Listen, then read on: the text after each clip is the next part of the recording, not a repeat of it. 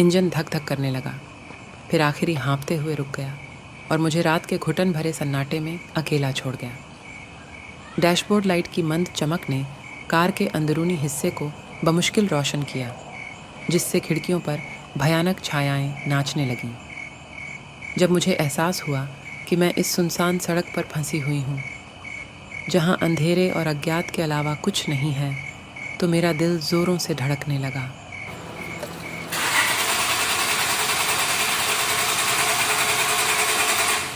मैंने फिर से इग्निशन की कोशिश की, प्रार्थना की कि इंजन चमत्कारिक ढंग से वापस चालू हो जाए, लेकिन वह रुका रहा। मेरे मन के किनारों पर घबराहट घर करने लगी, जिससे मुझे पूरी तरह ख़त्म कर देने का खतरा पैदा हो गया। मैं अपने फ़ोन, जो कि बाहरी दुनिया के लिए मेरी जीवन रेखा है, के पास पहुंचा, लेकिन पाया कि वह बंद पड़ा था। उसकी स्क्रीन खाली थी और कोई प्रतिक्रिया नहीं दे रहा था। अब क्यों? मैंने अपने आप से फुसफुसाया। घने सन्नाटे में मेरी आवाज़ बमुश्किल सुनाई दे रही थी। सड़क मेरे सामने एक दुष्ट नागिन की तरह फैली हुई थी, जो रात के स्याह अंधेरे में गायब हो रही थी। दोनों ओर पेड़ मंडरा रहे थे। उनकी नुकीली शाखाएं कंकाल की उंगलियों की तरह फैली हुई थीं, मानो मुझे वापस लौटने की चेतावनी दे रही हूँ। लेकिन मैं कहाँ जा सकती थी? मैं निकटतम शहर से मीलों दूर था। मेरे साथ केवल पत्तों के बीच से सरसराती हवा की भयावह फुसफुसाहट थी।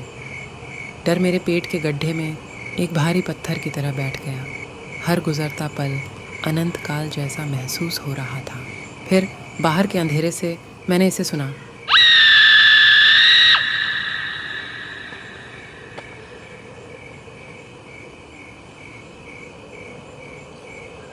इतनी डरावनी, इतनी अलौकिक आवाज़ कि इसने मेरी रीढ़ में सिहरण पैदा कर दी। यह एक मृदु, शोकपूर्ण विलाप था, मुक्ति की तलाश में खोई हुई आत्मा की चीख की तरह। मैं अचेत हो गई। मेरा दिल मेरी पसलियों पर जोर से धड़क रहा था। ऐसा लग रहा था कि आवाज़ हर गुजरते पल के साथ कार के करीब आती जा रही थी। मैंने अपने आप को सीट से सटा लिया, मानो ये जीना कपड़ा मुझे बाहर छिपी किसी भी भयावहता से बचा सकता है। अचानक हवा के झोंके ने कार को हिलाकर रख दिया, जिससे वह चरमराने लगी और कराहने लगी, मानो विरोध कर रही हो। परछाइयाँ खिड़कियों पर नृत्य कर रही थीं, मुड़ मुड़ कर अजीब आकृतियाँ बना रही थीं, जो मुझे द्वेषपूर्ण इरादे से घूर रही थीं।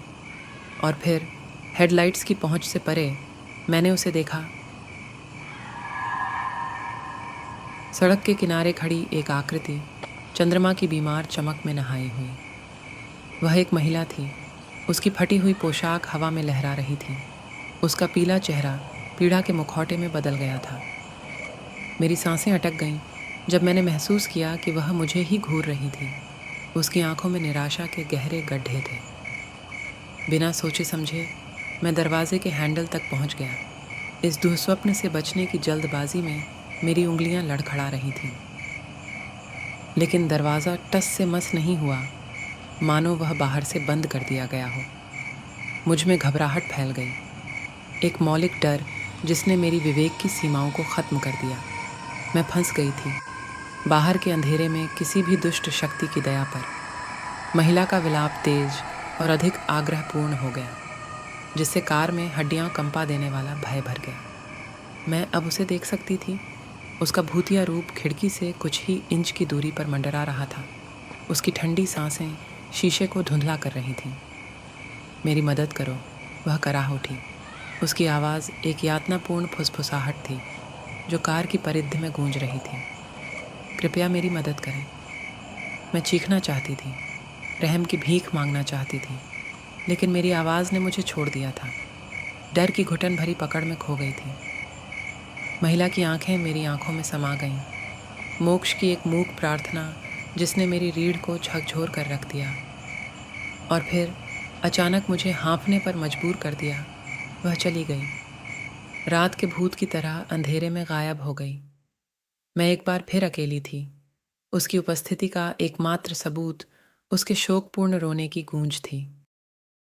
घंटों तक मैं डर के मारे उस कार में बैठी रही, जब तक कि भोर की पहली किरणें क्षितिज से नहीं टकराईं। कांपते हाथों से मैं आखिरकार दरवाज़ा खोलने में कामयाब रही। दरवाजे के दरवाजे विरोध में कराह रहे थे। जैसे ही मैं सड़क पर निकली, मैं इस एहसास से उबर नहीं पाई कि मुझे देखा जा रहा है, कि अनदेखी आंखें मेरी हर हरकत का पीछा कर रही हैं। उस महिला की भूतिया छवि की याद ने मुझे परेशान कर दिया, जो अंधेरे में छिपी भयावहता की एक डरावनी याद थी। आज तक मैं अपने दिल के चारों ओर डर की बर्फीली पकड़ को महसूस किए बिना सुनसान सड़क पर गाड़ी नहीं चला सकती।